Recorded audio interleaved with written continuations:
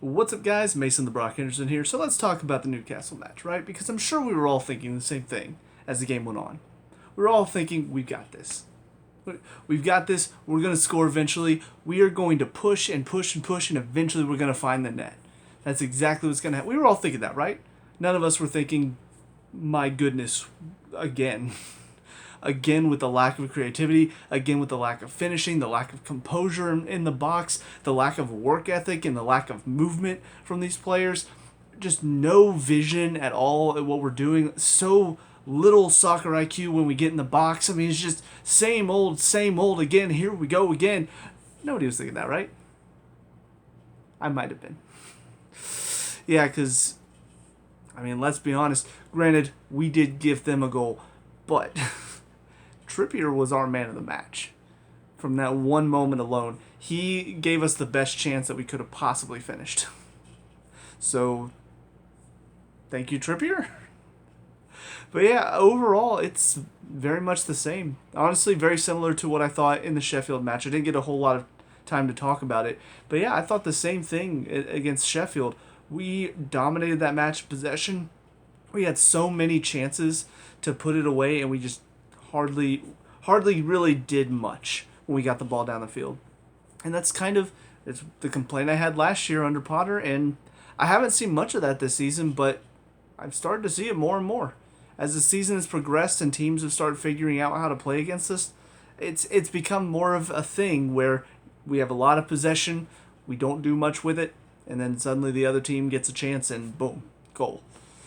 So, yeah, I don't really like the fact that we're starting to creep back into last season's territory and what we saw a lot of, but here we are.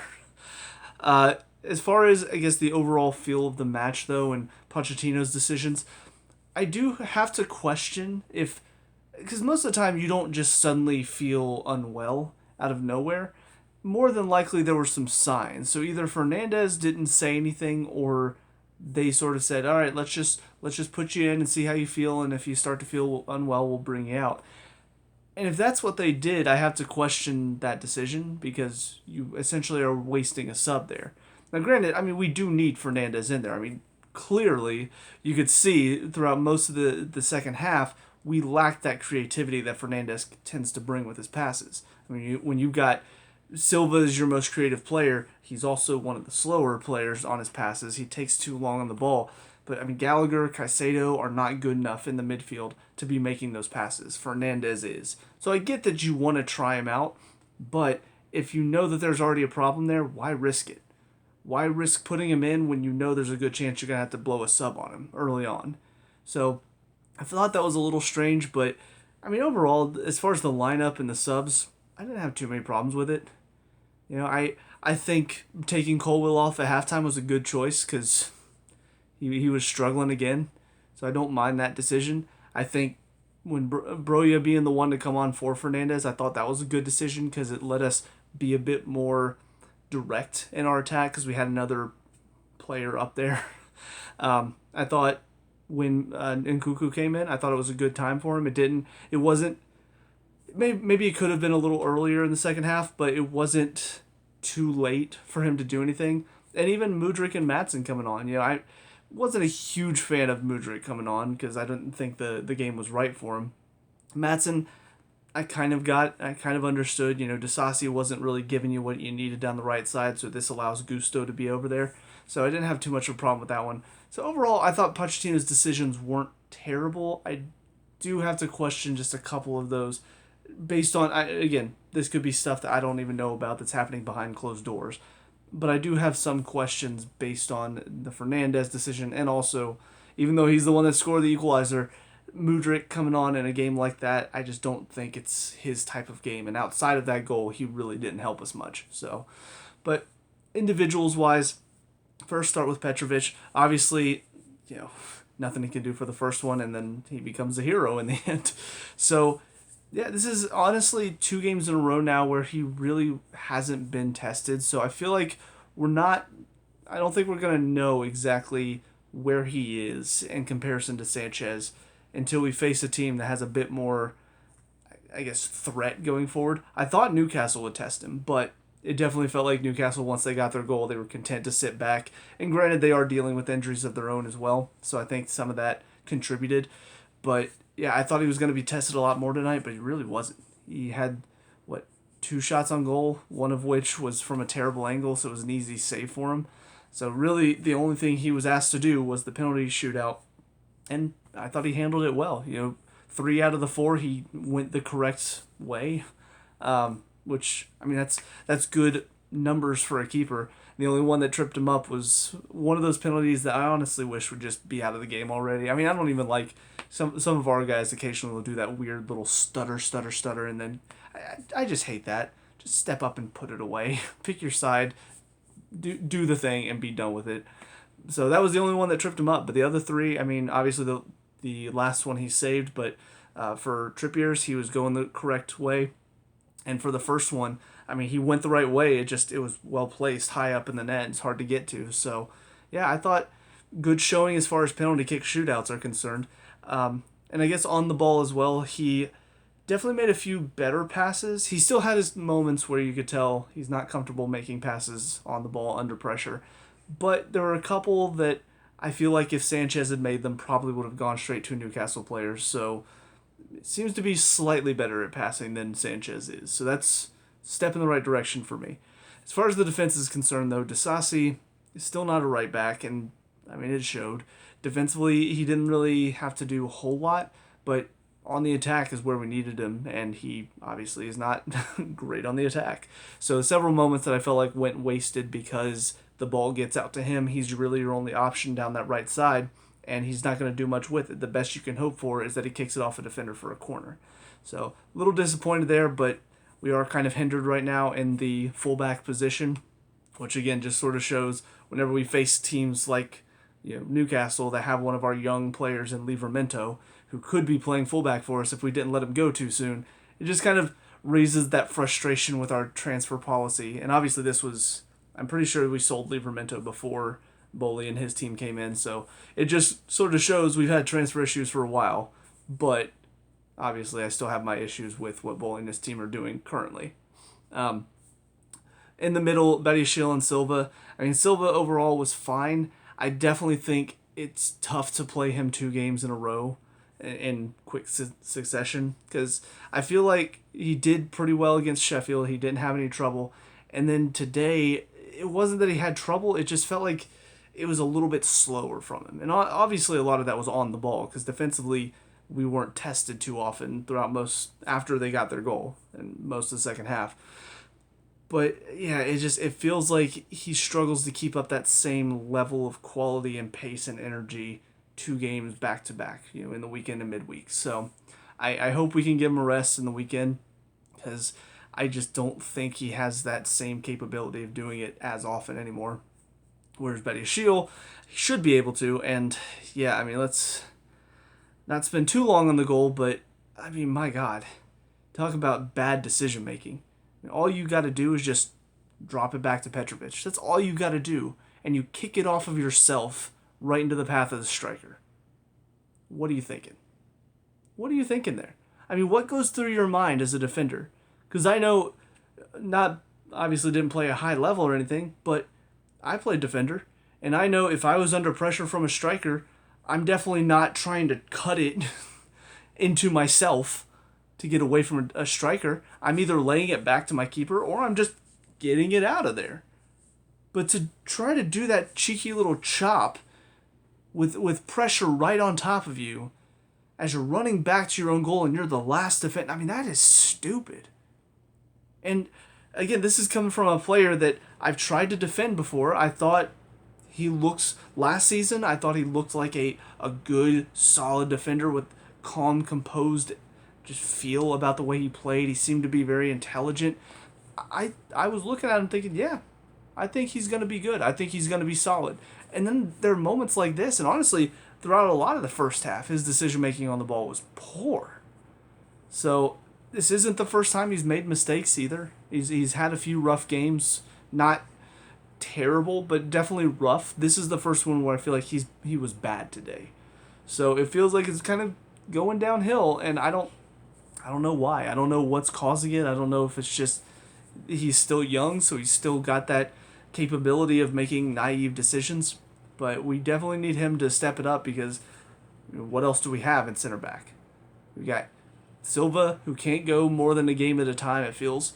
Badiashile, who's making a lot of mistakes. Disasi, who can have an up and down game. Colwill, who's not looking that great right now. And then that's kind of it. We don't have Chalaba for a while. We don't have Fofana forever. We don't have many options, so we need Badiashile to step up. But Colwill on the left side, I mean, again, just another struggling game from him. You got your defensive lapses of concentration where he's not stepping when he needs to, or he's not communicating with the people around him. And then on the ball, I mean, it's too sloppy from him. There are too many moments where he's trying little flicks outside the foot that are not coming off, or his passes are too long. And then, of course, the one pass that sets up the goal that completely misses Caicedo, and then he doesn't even really work that hard to get back and help out. So, yeah, I don't know. He's looking like he's really struggling right now, and I don't know why. I don't know what's caused it. I don't know if it's lack of confidence. I don't know if it's because he's not wanting to play left back, but whatever the case, he's really, really, really struggling right now. And it's been getting worse consistently. So Pochettino's got to do something about it. Either we need to try out somebody else, give Maatsen a run of games. I don't think Maatsen's the answer, but at least see if he can go out there and not make any mistakes, like Colwill is. Or, Gusto on the left, and he did okay when he came in the second half. Not great, but decently enough. Yeah, we need a better option over there because Colwill's not getting the job done. So, in the middle, you got Caicedo and Gallagher. I don't know why he's not playing Fernandes deeper. I know they've talked about they want Fernandes to be higher up the field, but in my opinion, he's at his best when he's playing deeper. And I've said this before, and I'll say it again. That is where he needs to be. When we have the ball, you give it to Fernandes. He's going to do the Jorginho role better than Jorginho could. Because he's quicker, he gets out of those tight spaces, and he finds good attacking passes. Aggressive passes. He's not going to be looking side to side anymore. We're going to see a player who's going to get out of that high press, and he's going to find a good pass downfield. You give it to Caicedo, there's a good chance he runs into pressure and gives it away or gets it poked off of him. You give it to Gallagher, he's probably going to pass it either out of bounds or to the other team. Fernandes is the guy I want in there receiving those deep balls and trying to find something to unlock the defense. So, I don't know why Pochettino keeps doing this, but in my opinion, it's pretty obvious from where I'm watching that that's where Fernandes needs to be. But on Caicedo and Gallagher, both of them kind of similar to my thoughts on the Sheffield game. I thought Caicedo looked good. It's two of his best performances back-to-back, thankfully, but there's still gaps in his game. There's still moments where it feels like he's a little too slow on the ball, or he's not quite strong enough defensively to hold up and try to put in a good challenge to keep the attack from going. So those few gaps are still there. They're still very apparent too. He's not living up to that price tag, but there are steps in the right direction finally, and that's what I want to see. That's what I wasn't seeing before that was getting me frustrated with him, is that every single game, it didn't feel like he was taking steps forward. It felt like he was just stuck in this poor performance, and he's not getting out of it, and it's just frustrating to watch. Gallagher, it's very similar to the Sheffield match. Off the ball, defensively, I thought he looked good. He was breaking up the play. He's challenging for it. He does a really good job of being that engine in the midfield that sort of is just constantly in there making challenges. On the ball, though, he's not good enough. And that's where I think he's going to struggle the most, is against teams that are going to put higher press. We give him the ball deep, because that's where he tends to end up more often than not. We give him the ball, and he can't hold up under pressure. He gives it away in a dangerous area, and now all of a sudden we're under pressure. So, yeah, I'm not a fan of him playing that deeper role. I don't mind him being kind of a box-to-box type of player, but he should not be the one dropping deep to receive it. That should not be his role. Fernandes, obviously he came off feeling unwell, but I don't know how much of that played into his performance, but it definitely was a less than stellar performance from him overall.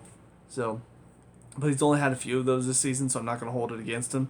If it starts to become more of a consistent problem, then I'll be a bit more worried. But for right now, this seems to be more of an exception to the rule.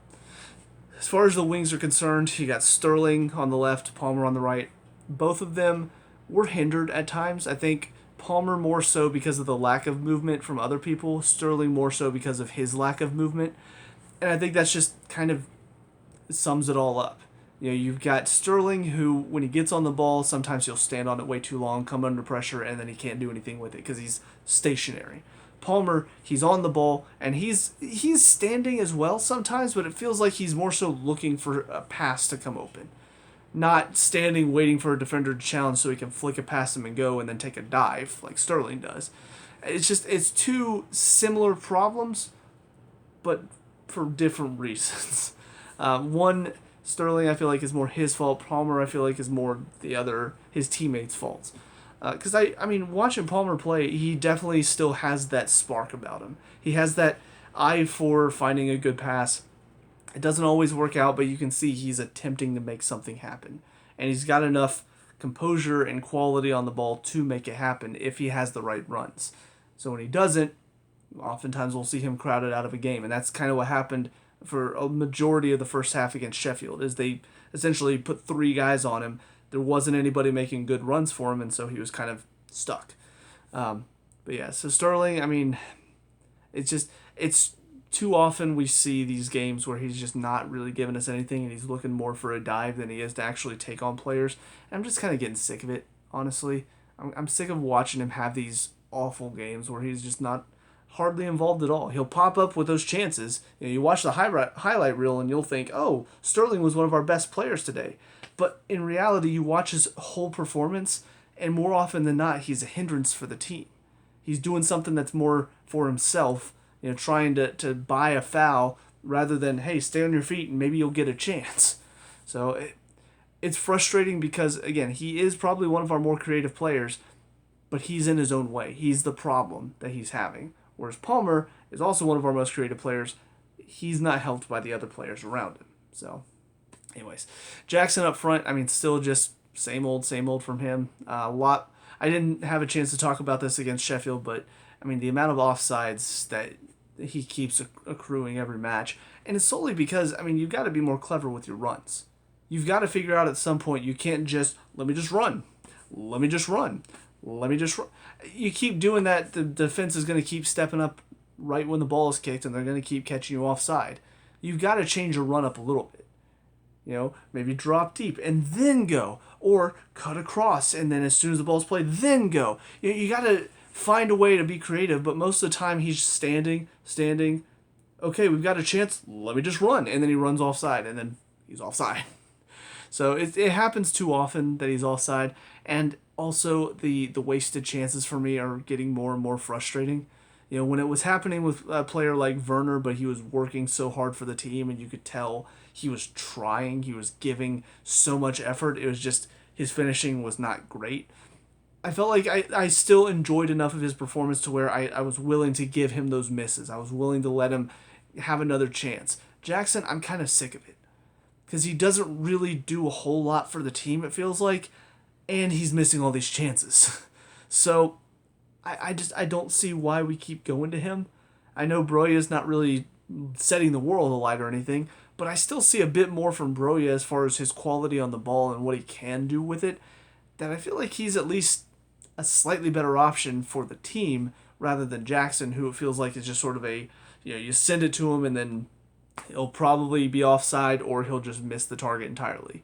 But basically once it gets to him, it's kind of just, that's it, play's done. So I'm at a point now where I'm very frustrated with him, and I'm kind of sick of seeing him on the field. So, but yeah, on Broja, I think he's still got a ways to go. And granted, a lot of that is down to he's been so hindered by injuries that I feel like he's not quite had a long enough run in the team to consistently build up that experience, that ability that we should expect to see from him by now, as much time as he had at like Southampton. But yeah, I want to see a little bit more from him. He has those few moments where he'll do something really good, and I'm excited to see more. But then all of a sudden, he's passing it out of bounds, or his touch is way too long, or his pass is under hit. Just a few moments here and there where you kind of feel like he needs more game time to get that experience. So I'd like to see more of him going forward, and hopefully he can stay fit because we have so many players that's kind of what it feels like. Oh, they just need to get back into it, and then they'll get injured again right as they're getting back into it. So who knows? We'll see what happens with them. Gusto coming on at halftime is fine. Didn't do anything poor, but also it doesn't have the quality that we need right now. And I think I talked about that before. He is young, and I hope he'll grow into it more and more. But yeah, I mean, you think about who do we need at right back? Who do we need at left back? Somebody better than Gusto. Somebody with a bit more quality than Gusto. So it's unfortunate. He shouldn't be thrown into it at this point. He should be more coming off the bench and maybe just giving us some legs. But because of our injury situation, he's kind of our best option at the moment at right back. And Cuckoo, I keep forgetting. I'm like, there was one other sub before the final two. And Cuckoo came on for obviously his first appearance. Okay, so far. Definitely seems to have a little bit more about him than some of the other guys out there. You can tell the quality that he has from these first few minutes. It's there. And I don't think we're going to see him instantly become a major impact or anything. But I do think he will have that little bit more quality that we lack from certain players that are out there. I really hope we start to see him more in the 10 position in behind either Jackson or Broya. Because I think you've got Sterling and Cuckoo and Palmer there. And then you've got Fernandez and then either Caicedo or Gallagher. I think both of them can be interchanged because they both bring a certain level of energy in there, but not quite creative work. I think that midfield in behind a striker is going to be a lot more quality, and there's going to be a lot more penetration getting the ball through the defense and the midfield and all of that. So, yeah, I liked what I saw from him so far, though. It's early after a pretty bad injury, so I don't expect him to just come on and instantly be a hit or anything. But what I expected from him, I kind of got today. I thought it was a good, solid performance. I thought there was energy in it. I thought he wanted to get on the ball. He tried to make some stuff happen. Almost had a chance to be the hero at one point if Sterling could just find a way to actually pass to his teammates when we're breaking out and not overhit the pass so many times. And then obviously, puts away his penalty confidently as well. So I think there were definitely signs of what we're going to get once Nkuku is fully fit and he's ready to play 90 minutes for us. I think he's going to really help us going forward and help us be a lot more dangerous as well. Maatsen and Mudryk, I feel like, again, Maatsen was more just coming on to allow Gusto. Basically, it allowed us to have two more attacking fullbacks because Maatsen, I feel like, is more of a wingback, as is Gusto. So I feel like it allowed our fullbacks to get up and help in the attack more than what Disasi was doing and Gusto on his weaker side. So I thought in that sense it did help the team a little bit, but Maatsen himself, I still just don't think he's ready for this level, and I'm not sure physically if he'll ever be. Hopefully he could be, but yeah, I'm not seeing much from him in the early days. And then Mudryk, like I said, outside of the goal, he didn't really give us much going forward because this wasn't a game for him. This was a game where they were going to pack it in after they got their goal, and that's what they did. And so he doesn't have a whole lot of time and space to run in behind. Ultimately, he's going to be crowded out, and that's the majority of what happened. So, yeah, all in all, it's a good win for us in the sense that we are now through the semifinals of the Carabao Cup. It's a chance for us to win a trophy. Obviously, we'll see. Between Liverpool and West Ham tomorrow, we'll see who goes through. Because if Liverpool goes through, I kind of favor them, especially I think about what happened in Tuchel's last year. Clearly, Liverpool are kind of the team for us to beat as far as domestic competitions are considered. But yeah, I think Carabao Cup would be a good one to win. It would be a good confidence boost for the team, for Pochettino as a manager. I think it would. I still feel like there are problems with Bowley and his staff and what they're doing in the transfer window and all that. But I think it would help some of these players because I think there's a confidence issue in this team. And granted, there are a lot of young players, and that's part of the problem. But I think you get a trophy under your belt, I think you do start to play with a little bit more confidence. I do think it will help the team overall and help them feel like, hey, we're doing something right. We're making steps in the right direction. So I do feel like overall it probably would help us a bit if we could start to put together some results and maybe get this Carabao Cup as well in our trophy cabinet. On top of that, for Pochettino, I mean, be good for him to win an English competition since obviously didn't do that with Tottenham. But yeah, it's not the most important tournament, but it is one that for us it would be a good morale booster.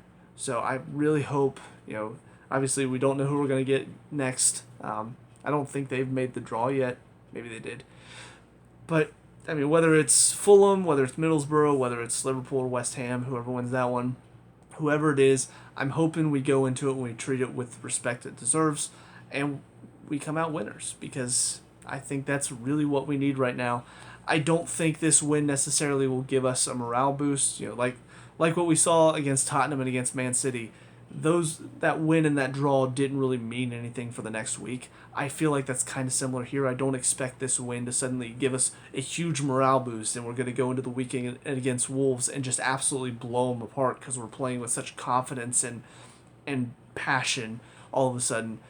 I don't think that's this team. I think we don't really find form. We just sort of go game to game and see what's going to happen next. But from a team standpoint and a club standpoint, winning the Carabao Cup would be a major thing for us. So we'll see what happens next, but I think that's about all from this one. So let me know what you guys think down in the comment section below. What were your thoughts on the game today? Let me know. We can talk about and discuss all the good stuff. Leave a like and subscribe for future Chelsea reviews, and I'll see you guys in the next one. Peace out.